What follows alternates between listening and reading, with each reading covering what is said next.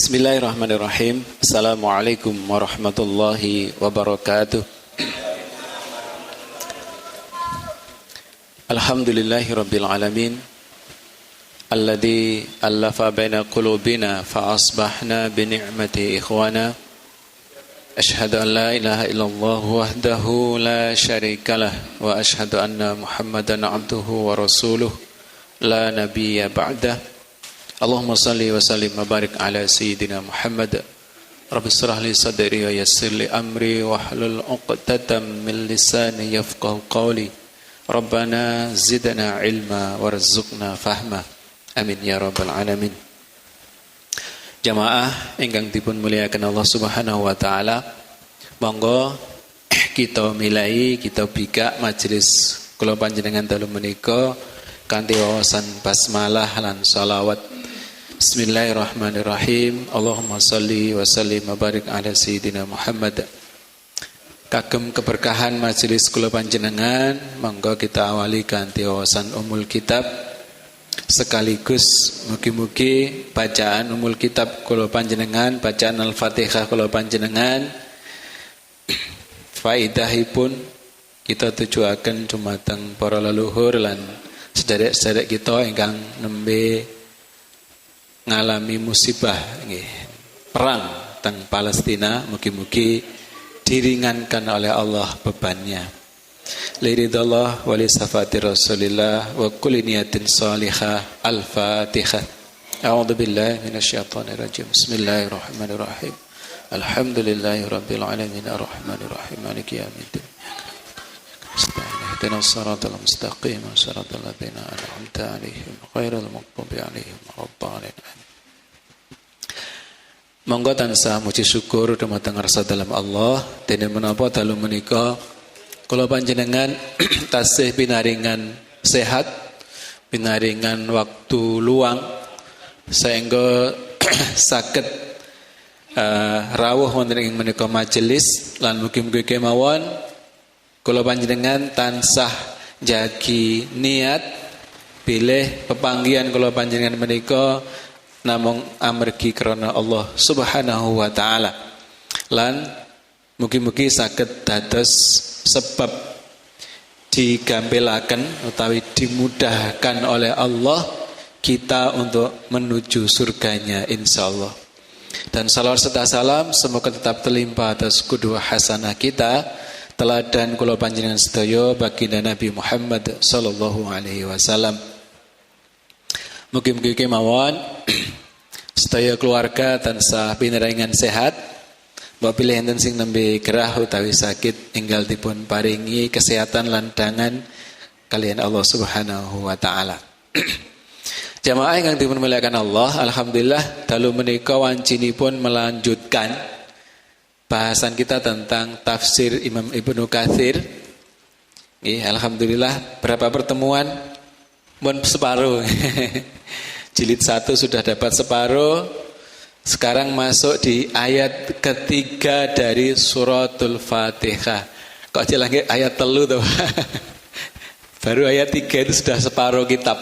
Ya, alhamdulillah. Ngaji ini buanter. Kita lanjutkan. Kita memasuki ayat yang ketiga dari surah Al-Fatihah. A'udzubillahi minasyaitonirrajim. Bismillahirrahmanirrahim.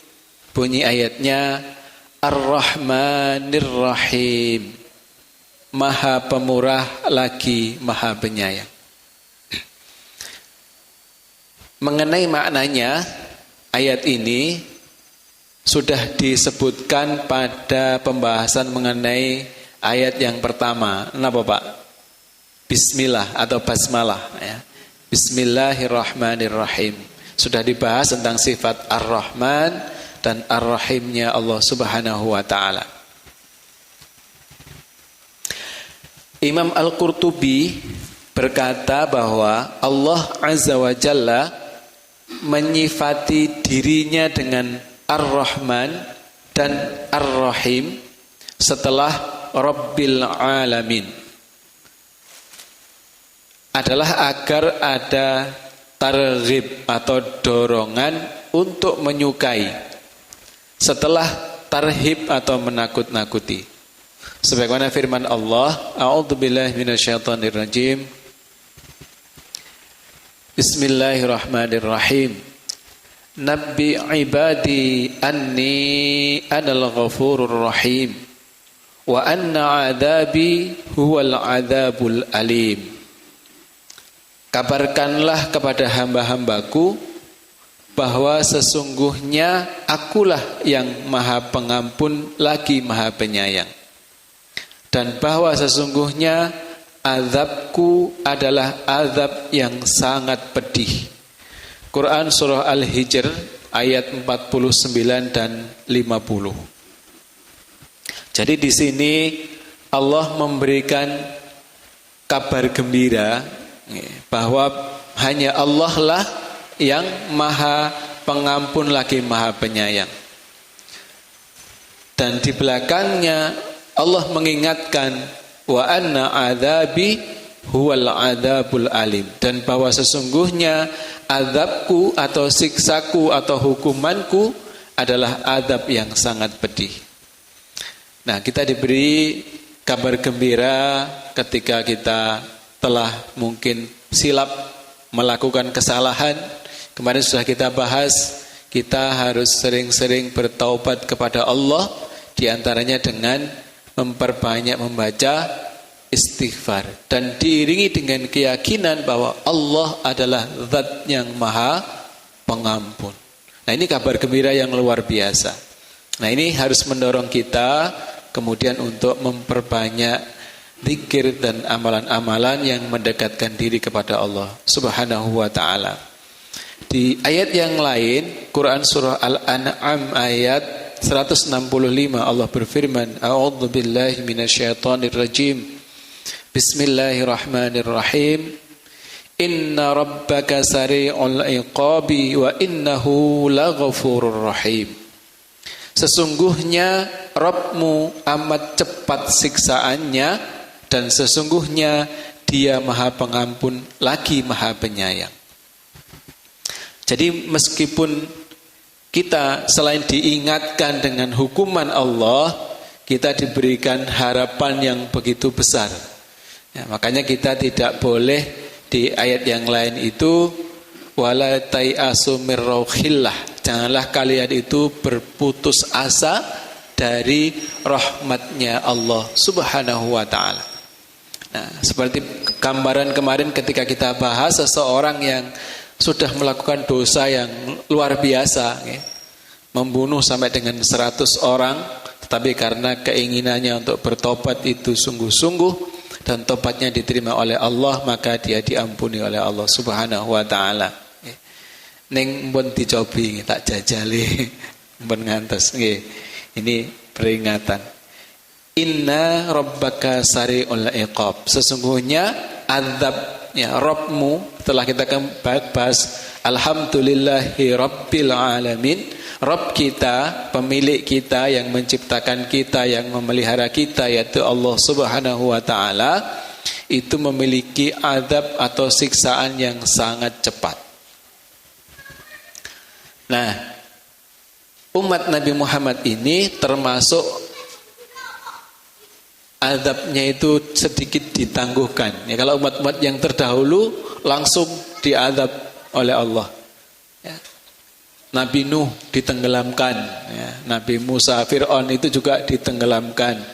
Tapi kaumnya Nabi Muhammad tidak. Nanti siksanya disimpan untuk di akhirat.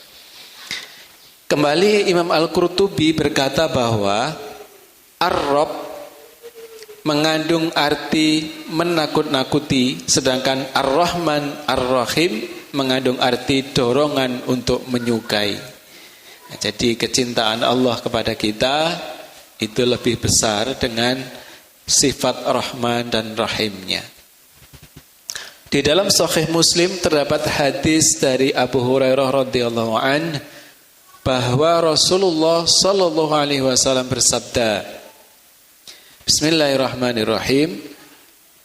Lau ya'lamul mu'minu ma 'indallahi minal uqubati ma tami'a bi jannatihi ahadun walau ya'lamul kafiru ma indallahi minar rahmati ma qanita min jannatihi ahadun.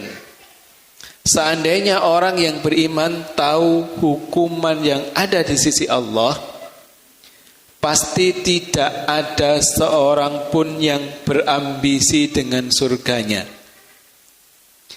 Dan seandainya orang kafir tahu rahmat yang ada di sisi Allah, pasti tidak ada seorang pun yang berputus asa dari rahmatnya.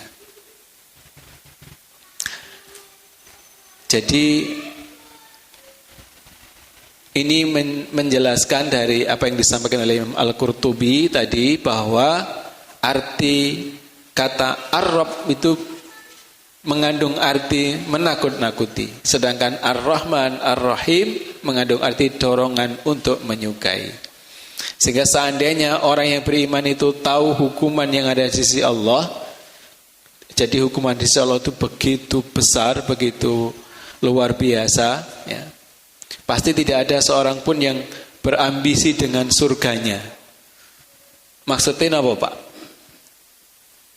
Nek tiyang mukmin niku ngertos pirsa napa hukuman sing enten sisinipun Gusti Allah niku, mboten enten tiyang niku sing ambisi aku pengen mlebu swarga.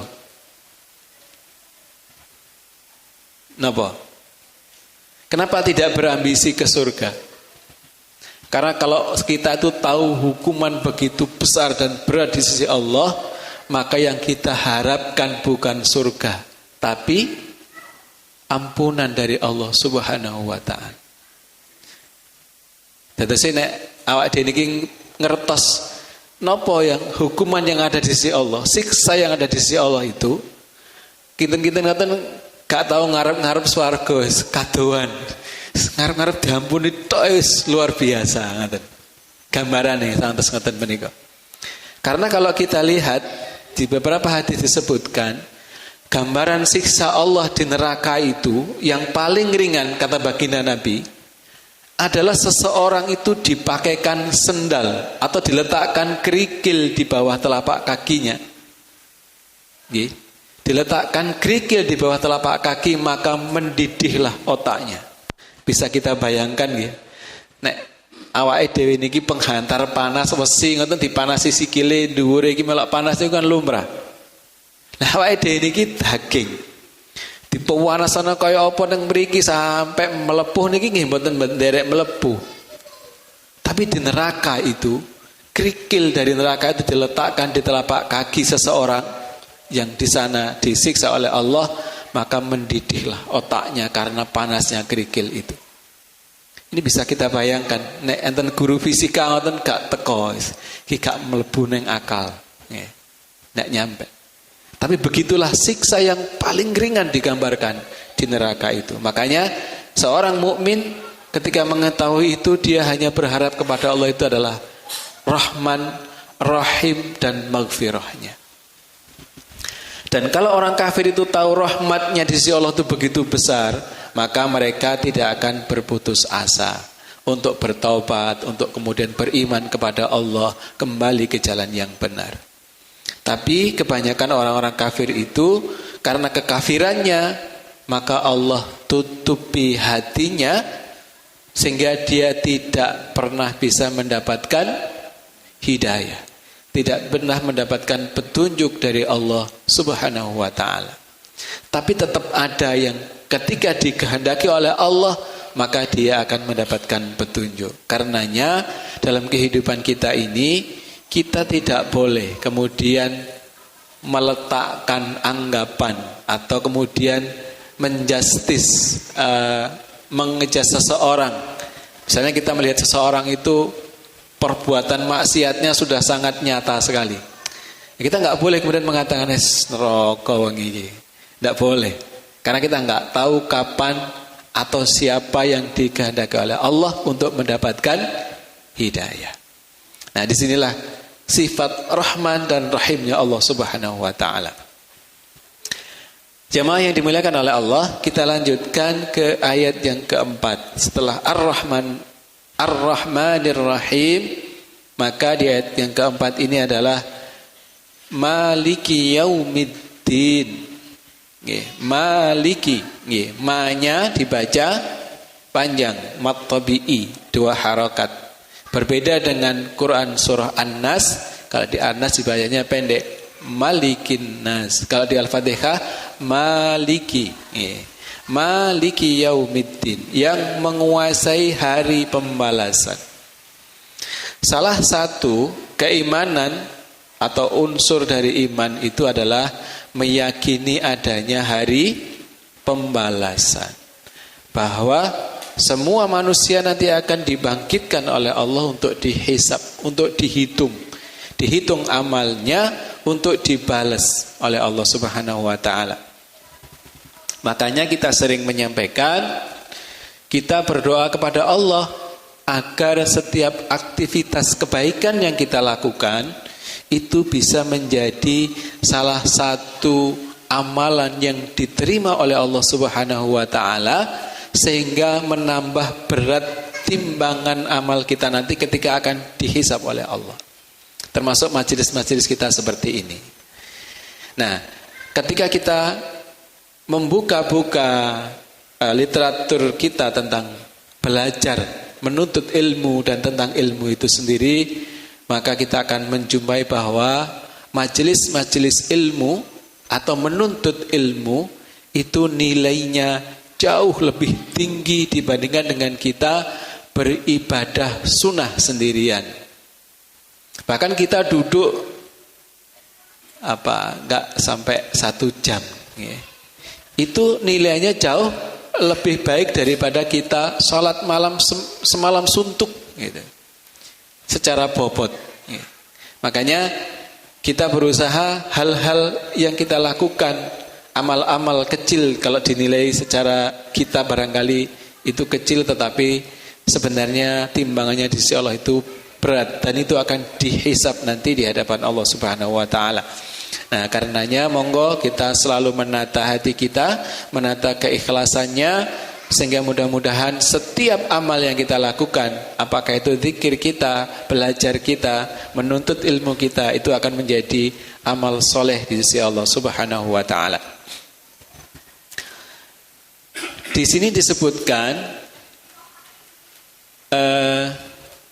di ayat ini para ahli qiraah, yang ahli qiraah itu sebenarnya sudah saya sampaikan bahwa qiraah itu ada 7 bacaan yang disebut dengan qiraah sab'ah. Nah, kalau di Indonesia yang sering kita gunakan itu hanya 1 macam. Nah, para ahli qiraah ini ada yang membacanya maliki, sedangkan ada yang lain membacanya pendek, maliki. Ya, keduanya benar menurut para ahli qiraah dan diriwayatkan secara mutawatir. Memang banyak cara membacanya, tetapi karena kaidah yang kita ikuti di Indonesia adalah kaidah yang biasa membaca dengan panjang, maka kita membacanya dibiasakan dengan membaca apa Pak? Panjang. Maliki, 2 harokat. Ada juga yang kemudian membaca karena ada 7 bacaan, 7 bacaan. Ada yang membaca maliki, ada yang juga membaca mulki.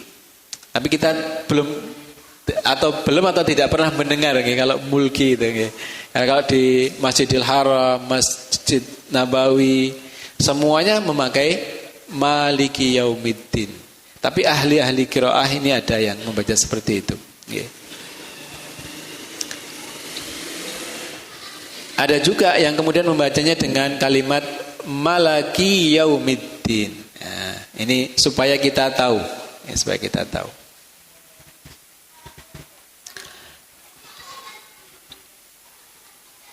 Jadi bacaan-bacaan itu adalah cara baca penduduk Haramain, Mekah dan Madinah. Dan itu juga didasarkan dengan ayat yang lain di Quran surah Ghafir ayat yang 16. Di tengah-tengah itu ada bunyi limanil mulkul yaum. Ya, kepunyaan siapakah kerajaan pada hari ini? Ya, di situ ada al-mulku. Dan firman Allah yang lain adalah di Quran surah Al-An'am ayat 73, di tengah ayat itu ada bunyi qauluhul haqq walahul mulku. Ya, dan benarlah perkataannya di waktu dia mengatakan jadilah lalu jadilah, dan di tangannya lah segala kekuasaan. Nah, itu tadi tentang cara baca. Diriwayatkan dari beberapa jalan yang disebutkan oleh Ibnu Mardawai bahwa Rasulullah SAW biasa membacanya Maliki Yaumiddin. Ini kata Malik diambil dari Al-Milki, ya, seperti firman Allah Azza wa Jalla di Quran surah Maryam ayat 40, Inna nahnu narithul arda wa man 'alaiha wa ilaina yurja'un. Sesungguhnya kami mewarisi bumi dan semua orang-orang yang ada di atasnya, dan hanya kepada kamilah mereka dikembalikan. Jadi berdasarkan riwayat ini Rasulullah biasa membacanya dengan seperti yang kita biasa membaca. Maliki Yaumiddin. Yau, ya, pakai waw. Nah, ini beberapa penjelasan tentang cara membacanya, ya, cara membaca kalimat Maliki Yaumiddin.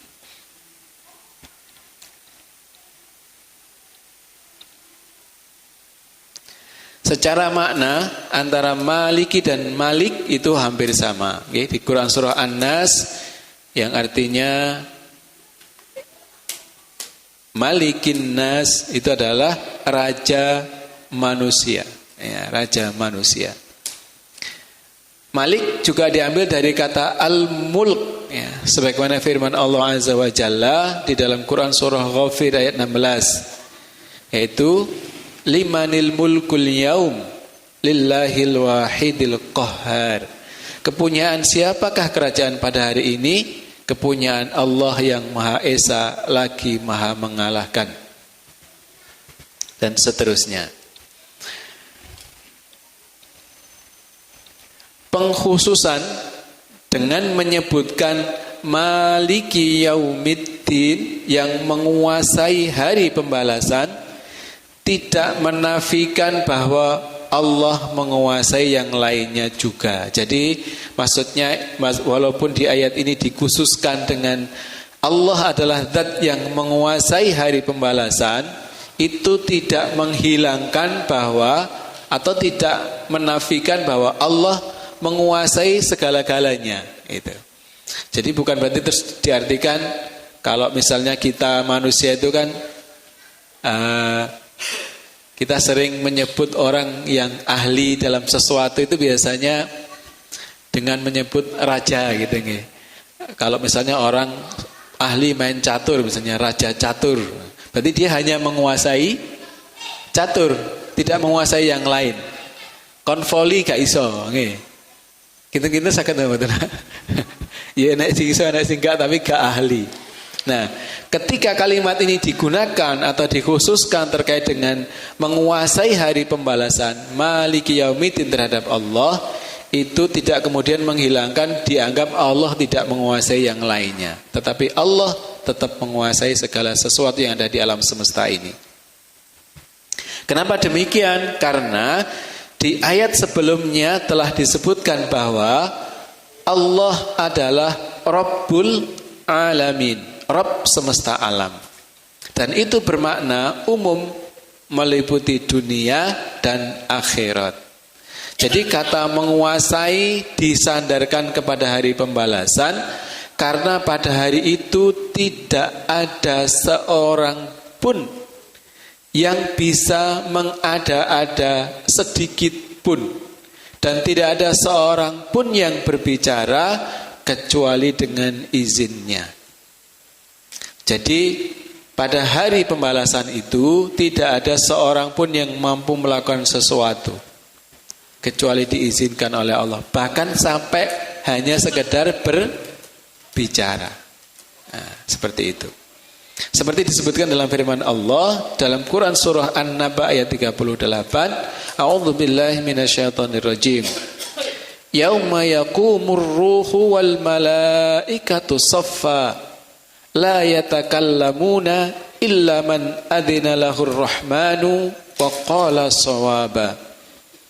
Pada hari ketika ruh dan para malaikat berdiri bersaf-saf, mereka tidak berkata-kata kecuali siapa yang telah diberi izin kepadanya oleh Allah yang Maha Pemurah dan ia mengucapkan kata yang benar. Nah, jadi di hari pembalasan yang Allah sebagai Malik, ya, penguasa hari pembalasan itu, jadi satu-satunya zat yang menguasai adalah Allah Subhanahu wa taala. Dan tidak ada seorang pun yang mampu melakukan sesuatu kecuali diizinkan oleh Allah ketika dihisab. Dan semuanya akan berkata dengan ucapan yang benar. Jadi tidak ada orang yang bisa berbohong. Ya, bahkan digambarkan di hari Yaumul Hisab itu, seluruh organ tubuh kita, anggota tubuh kita itu akan berbicara sendiri-sendiri. Jadi mulut kita nggak bisa berbohong. Di ayat yang lain, Quran surah Toha ayat 108, A'udzubillahi minasyaitonirrajim. Wa khasha'atil aswatu lirrahmani fala tasma'u illa hamsa. Dan merendahlah semua suara kepada Rabb yang Maha Pemurah, maka kamu tidak mendengar kecuali bisikan saja.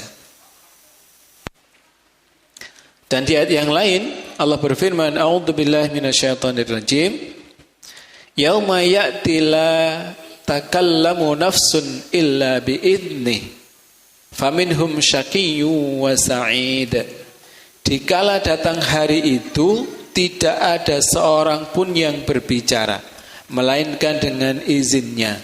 Maka di antara mereka ada yang celaka dan ada yang berbahagia. Quran surah Hud ayat 105. Jadi beberapa ayat ini jamaah yang dimuliakan oleh Allah menjelaskan tentang bahwa disandarkannya kalimat Maliki Yaumiddin yang menguasai hari pembalasan ini adalah karena pada hari pembalasan itu ya, tidak ada sedikit pun atau tidak ada seorang pun yang bisa mengada-ada sedikit pun. Ya. Jadi hanya Allah Subhanahu wa taala yang berkuasa pada saat itu, dan orang yang diperintahkan saja yang kemudian bisa berucap. Kemudian Ad-Dhahhak berkata dari Ibnu Abbas tentang Maliki Yaumiddin, ia berkata, tidak ada seorang pun pada hari pembalasan itu yang berkuasa selain Allah, seperti berkuasanya sebagian orang ketika di dunia. Ia berkata, Yaumuddin adalah hari perhitungan untuk semua makhluk, yaitu hari kiamat, di mana mereka semua akan dibalas sesuai dengan amalannya. Jika baik, maka baik pula balasannya, dan jika jelek, maka jelek pula balasannya, kecuali Allah memaafkannya. Begitu juga yang dikatakan sahabat lainnya dan tabi'in serta ulama salaf lainnya. Dan itulah zahirnya ayat ini. Ibnu Jarir meriwayatkan dari salah seorang dari mereka bahwa ia berpendapat tafsir dari Maliki Yaumiddin adalah Allah Maha Kuasa untuk menegakkannya. Kemudian dia, Allah, mulai melemahkannya. Secara zahir tidak ada pertentangan antara pendapat ini dengan yang sebelumnya. Dan semua orang yang berpendapat dengan pendapat ini dan sebelumnya mengakui kebenaran pendapat yang lain dan tidak mengingkarinya. Tetapi secara konteks lebih mendukung makna yang pertama daripada yang kedua tadi. Sebagaimana firman-Nya, A'udzubillahi minasyaitonirrajim, Al-mulku yawma idzinil haqqu lirrahman. Kerajaan yang hak pada hari itu adalah kepunyaan Rabb yang Maha Pemurah. Quran Surah Al-Furqan ayat 26. Dan pendapat yang kedua tadi bahwa penafsirannya adalah Allah Maha Kuasa untuk menegakkannya dan Allah juga mulai berkuasa melemahkannya, itu menyandarkannya pada firman Allah Quran Surah Al-An'am ayat 73 tadi. Bahwa Allah berkuasa untuk melakukannya. Ketika Allah menghendaki sesuatu, maka yaqulu kun fayakun. Dia mengatakan jadilah, lalu terjadilah. Jadi kuasa Allah seperti itu. Dan penguasa atau raja yang sebenarnya adalah hanya Allah semata. Sebagaimana firman Allah di Al-Hasyr ayat yang 23, A'udzubillahi minasyaitonirrajim. Huwallahu alladzi la ilaha illa huwal malikul quddusus salam. Dialah Allah yang tiada ilah yang berhak untuk disembah selain Dia, Raja yang maha suci, yang maha sejahtera. Dalam As-Sahihain terdapat hadis yang diriwayatkan dari Abu Hurairah radhiyallahu an secara marfu dari Nabi sallallahu alaihi wasallam. Bunyinya, Akhna'us min indallahi rajulun tasamma bimalikil amlaki wala malika illallah. Nama yang paling jelek di sisi Allah adalah seseorang yang menamai dirinya raja di raja, padahal tidak ada yang berkuasa selain Allah.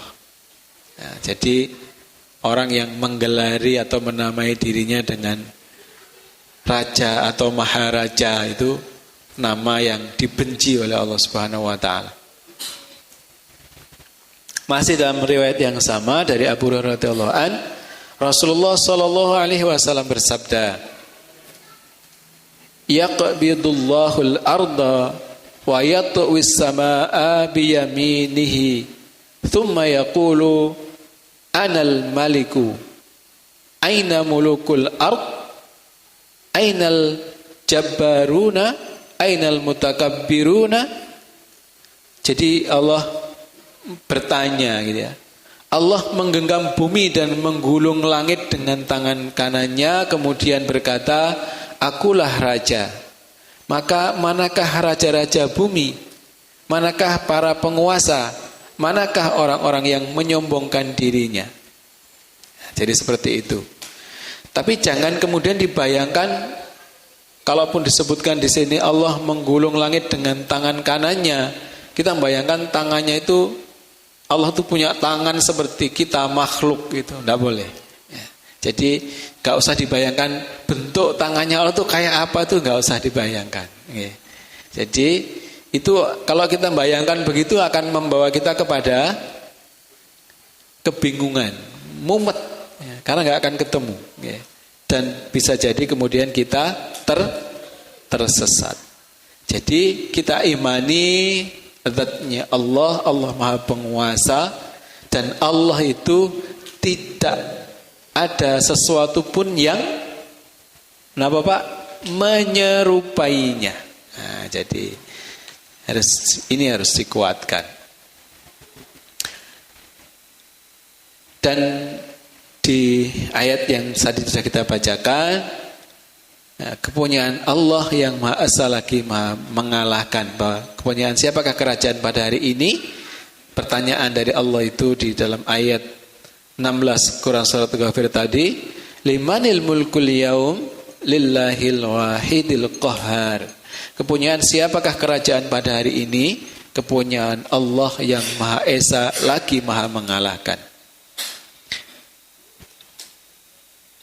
Adapun penamaan selain Allah dengan raja atau penguasa itu hanya kiasan saja. Misalnya ada raja, sekarang ada Raja Salman, ada raja, itu hanya sebuah kiasan karena dia memimpin, memerintah sebuah wilayah. Ya, tapi tidak ada hubungannya dengan raja seperti halnya di Quran surah Al-Fatihah ayat yang keempat, yaitu Maliki Yaumiddin. Nah, gambaran kiasan ini bisa kita lihat di dalam Quran surah Al-Baqarah ayat 247. A'udzubillahi minasyaitonirrajim. Innallaha qad ba'atsa lakum Taluta malika. Sesungguhnya Allah telah mengangkat Talut menjadi rajamu. Jadi ini berbeda. Jadi hanya maknanya adalah makna kiasan. Juga di dalam Quran surah Al-Kahfi ayat 79. Wa kana wara'ahum malikun. Karena di hadapan mereka ada seorang raja. Nah, jadi raja di sini juga raja dalam arti makna kiasan. Di ayat yang lain Quran surah Al-Maidah ayat 20. Id ja'ala fikum anbiya'a wa ja'alakum muluka. Ketika dia mengangkat nabi-nabi di antaramu dan dijadikannya kamu orang-orang yang merdeka. Nah, seperti ini. Dalam As-Sahihain terdapat sabda Rasulullah sallallahu alaihi wasallam, "Mislul muluki 'alal asirati." Ya, perumpamaan ya, atau seperti raja-raja di atas singgasana. Ya, jadi seperti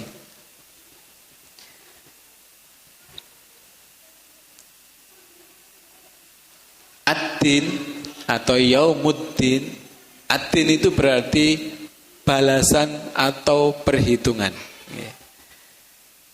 Yaumiddin berarti hari pembalasan atau hari perhitungan.